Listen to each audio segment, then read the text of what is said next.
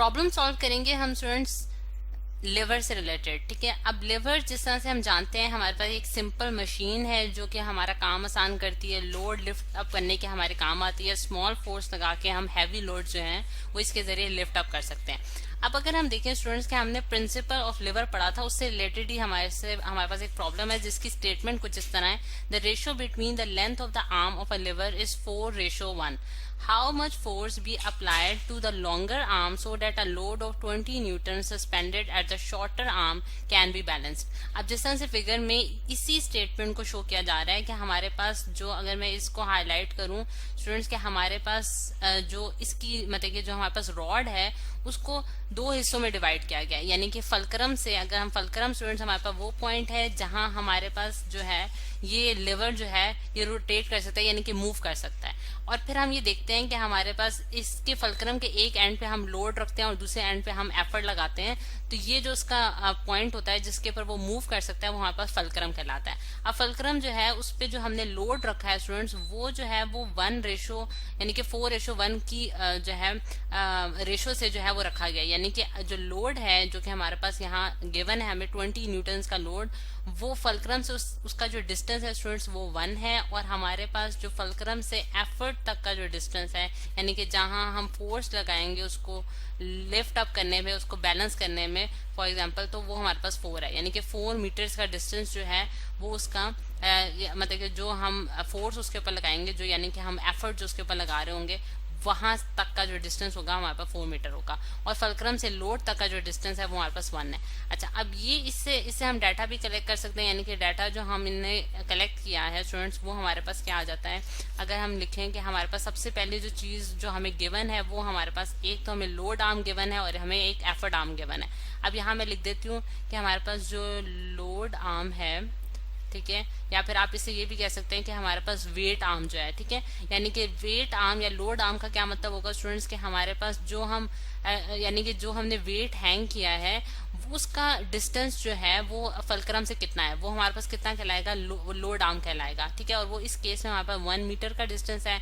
और इसी तरह हमें एफर्ट आर्म भी गिवन है, एफर्ट आर्म, ठीक है, जो कि हमारे पास इस केस में हमें 4 मीटर गिवन है। यानी कि आपने 4:1 से इसको स्प्लिट किया है। ठीक है, अब ये आपने यहाँ से देख लिया कि हमें स्टेटमेंट से ये बात पता चली है कि जो है अगर हमने लोड को 20 न्यूटन लोड को जो है शॉर्टर आर्म के साथ अटैच किया है। यानी कि शॉर्टर आर्म का क्या मतलब है, यानी कि एक आर्म जो है जिस तरह से 4 मीटर के फासले पे है तो ये लॉन्गर होगा और 1 मीटर के फासले वाला जो है वो शॉर्टर होगा। तो जो शॉर्टर आर्म वाला है उसके साथ आपने लोड अटैच करना है, जो कि इस तरह मैंने आपको दिखाया भी है कि यहाँ हमने लोड अटैच किया जो कि 20 न्यूटन का है। तो हमें जो है लोड भी गिवन है, ठीक है, यहाँ मैं लिख भी देती हूँ, लोड जो है वो हमारे पास 20 न्यूटन का है। और उसके बाद आपने क्या फाइंड आउट करना है, आपने एफर्ट फाइंड आउट करनी है, या फिर आप ये भी कह सकते हैं कि आपने फोर्स फाइंड आउट करनी है। ठीक है, एफर्ट हमारे पास अननोन क्वांटिटी है इस केस में।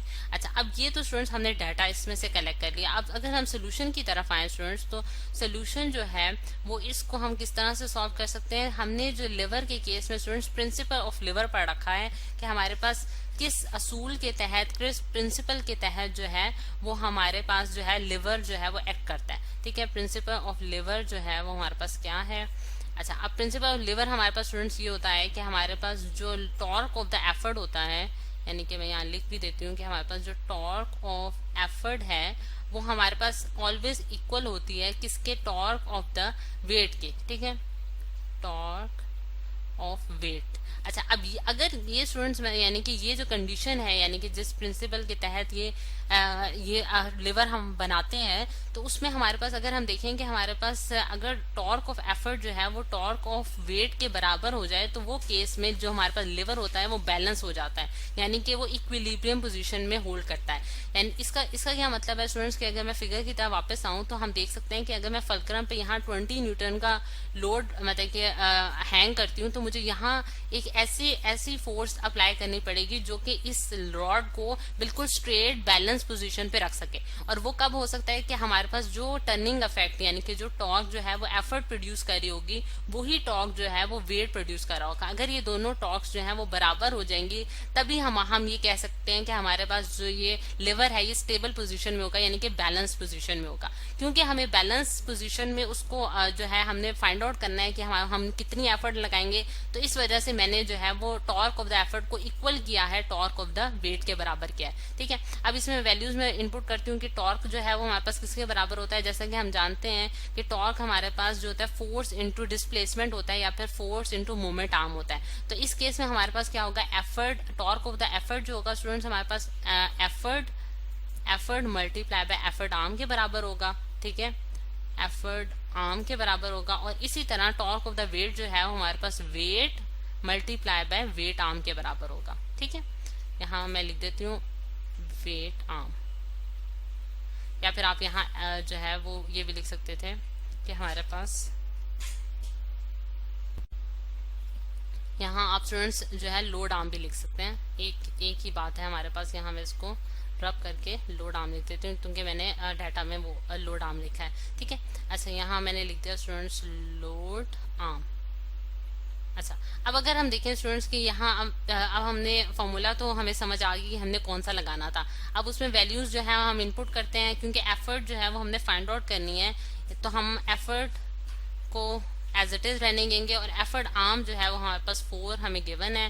ठीक है, और वेट जो है वो स्टूडेंट्स हमें गिवन है कितना, वेट हमारे पास इस केस में 20 न्यूटन है। ठीक है, और मल्टीप्लाई बाय लोड आर्म जो है, लोड आर्म अगर हम देखें तो हमारे पास कितना है 1 मीटर का लोड आर्म है। तो हम क्या करेंगे कि 20 मल्टीप्लाई बाय 1 करते हैं तो हमारे पास क्या आता है स्टूडेंट्स, हमारे पास आंसर आता है 20 न्यूटन मीटर। ठीक है, और यहाँ भी इसके साथ भी अगर मैं मीटर लगा दूं ताकि हम यूनिट्स जो है वो हमें क्लैरिफाई, हमें उसकी क्लैरिटी जो है वो नजर आए कि हमारे पास यूनिट्स क्या बन रहे हैं। यहाँ मैं मीटर लिख देती हूँ, 4 मीटर्स का ये डिस्टेंस था। अच्छा, अब अगर हम एफर्ट निकालना चाहते हैं तो स्टूडेंट्स एफर्ट को जो है वो मैं लेफ्ट साइड पे रहने दूंगी और 4 मीटर को जो है वो राइट साइड पे जाके जो है वो हम डिवाइड कर देंगे। तो हमारे पास कितना आ जाएगा 4 मीटर्स। अब मीटर जो है वो मीटर से कैंसिल हो जाएगा और एफर्ट जो है वो हमारे पास कितनी आ जाती है स्टूडेंट्स 5 न्यूटन की। ठीक है, यानी कि 4 5 20 होता है, तो हमारे पास यहाँ 5 न्यूटन आ गया। तो इस तरह से स्टूडेंट्स हमने 5 न्यूटन का जो है वो एफर्ट फाइंड आउट कर लिया।